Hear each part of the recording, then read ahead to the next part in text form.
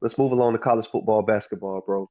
Um, this weekend was probably one of the most um, thrilling college football weekends that we've seen in the SEC. When you talk about matchups, starting with our Auburn Tigers playing against the number six Tennessee Vols. We had Broom come back from injury, still recorded a double double.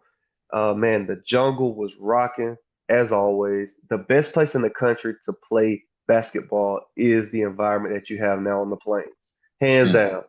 It's mm. easy to see. You watch the game. Duke does not compare right now. Oh, North man. Carolina does not compare right now. It's all about the Auburn Tigers, bro. And I was sitting back watching this game, and I kept seeing that number one ranking beside our Tigers. And it's just so hard to believe, man, that we literally have the best team in the country in college basketball. It's fun to see. I'm rooting for them. The guys are playing great basketball, man. And Bruce Pearl has built a program um, over the past. We talked about it. What 10 years? It's saying I don't know how long he's been there, but he has built a program, man, and he has now uh, the Tigers at the number one spot in the country. Uh, what'd you think about the Tigers, man, being able to hold that spot down, playing against a solid Tennessee ball team, and ended up winning that game by a point, I believe. I think we won by 2 points. It was very close. I watched the game, man. Bruce Pearl is one of the best college basketball coaches ever. Coming to a school that was not a basketball team at all, you know what I'm saying? And just turning that program around and really building that program year by year. Um, didn't have the pizzazz to get, guys that Kentucky would get where you get these one and done guys where they're going to the league. Didn't get those guys starting out, you know what I'm saying? You had to actually build a program, go to these smaller schools and, try to find guys that were hungry and wanted the opportunity on the big stage, man. And has just built this program, man, year by year, man. And has almost seen the pinnacle dating back to 2019 where they should have won it all. But just I think that this team is showing a lot of those same um, qualities, similarities. Um, but I have my some concerns as well. But to say the least, I think that we're headed in the right direction. Um, can we win a championship this year? I believe we can, but we got to keep developing. We got to keep developing, and I think he'll figure it out. Just watching these guys play, man, and I spoke with a couple of friends about it. And I hate to compare teams against each other, but I like to compare the top teams in the SEC. The top teams in the SEC is Auburn, Florida, Alabama, Tennessee, Kentucky. Those are the top teams, and I watch when these teams, play each other. Um, and my father played at Florida, played football for Florida. He talks about, oh, we do it all, man. We got Olympians and everything, all the way down to swimming. So we talking, we compare. I'm like, man, we number one in basketball. So I watch who they play and how they do against them. And I watch who we play and how we do against them, man. And I found myself comparing ourselves this weekend when we played Tennessee at home. We played Tennessee at home and won by 2 points. Florida played Tennessee at home, won by 30 points. We played Georgia on the road, won by what? 2 points again. They played Georgia, won by 30. It's hard not to look at that and be like, man, do we have enough? Like, what are we doing? Because I don't know nobody on their team. Nobody on Florida's team that's like, supposed to be drafted. Like we got Janai Broome, who's supposed to, be, up for winning the basically the Heisman of college basketball. So it's just like, man, what are they doing that we aren't doing? I know he's coming off an injury, a very gruesome, I'm not gonna say gruesome, but it was a bad ankle sprain. And Hmm. I'm kind of concerned, with him coming back so fast, man, just for the kids, sake. You know what I'm saying? It's really bigger than Auburn. I want to make sure this guy is okay moving forward. So something to watch. Happy that we won, man. It really came down to the end. Tennessee took the lead late, and the transfer that we got from Georgia Tech. I want to say the name is Miles Kelly, man. Best shooter, about the best shooter we got on the team as far as 3-point percentage. hit a big corner three, man. And you know, he talked about how he lives for those moments, man. It wasn't a shot of a doubt when he got in his hands that he knew it wasn't going in. He said he knew right when he released it that it was going in, man. And I just love to hear stories like that, man. It's refreshing to see, you know, us on top right now and actually winning and competing in these big games, man. So shout out to Bruce Pearl, man. What is this going on his 11th year? Got in there our spring, going out actually. And just to see how the program has moved forward and developed over these last 11 years is just amazing to see. Yeah, I think that's the blueprint. That's the blueprint of how you build a program. I mean, you literally take over an Auburn basketball program that was, I mean, probably towards the bottom of the SEC when you talk about being able to compete year after year.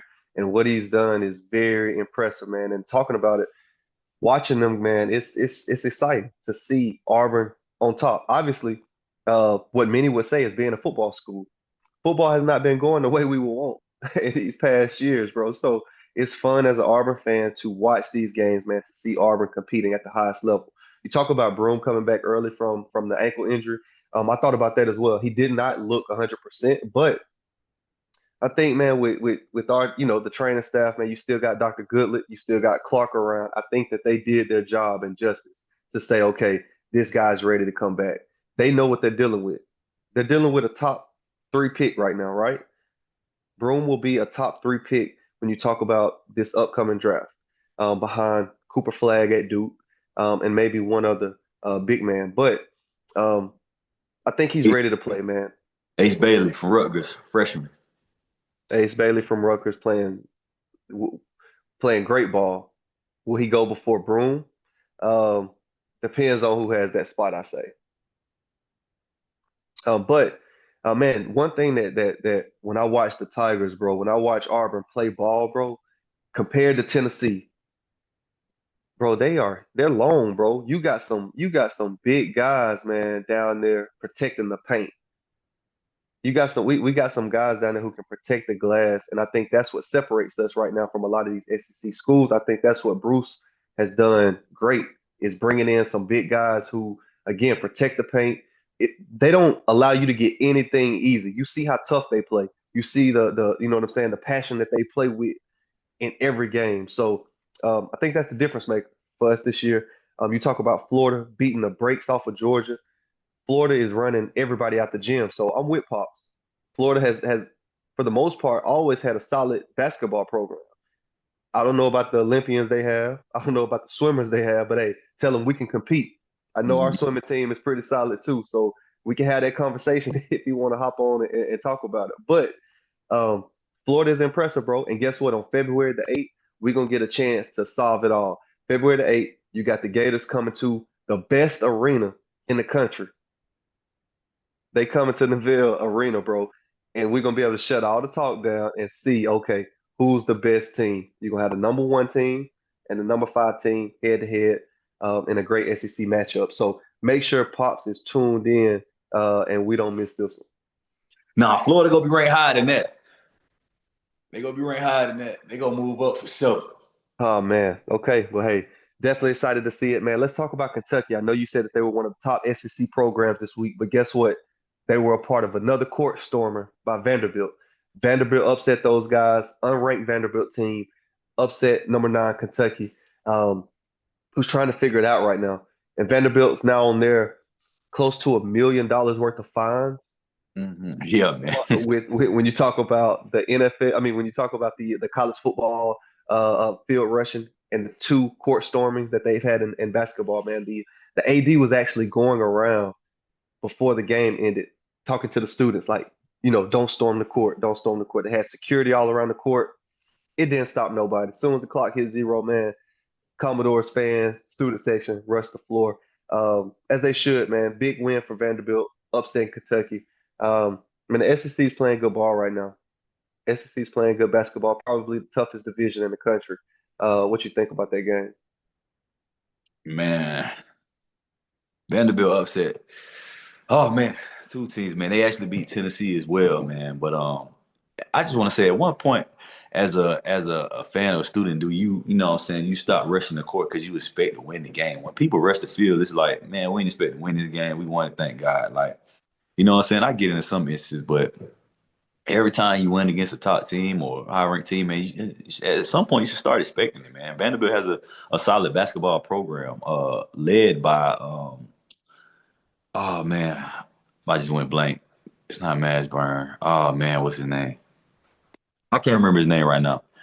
But You talking he about Clark Lee? huh? Is it Clark Lee, the head coach over there?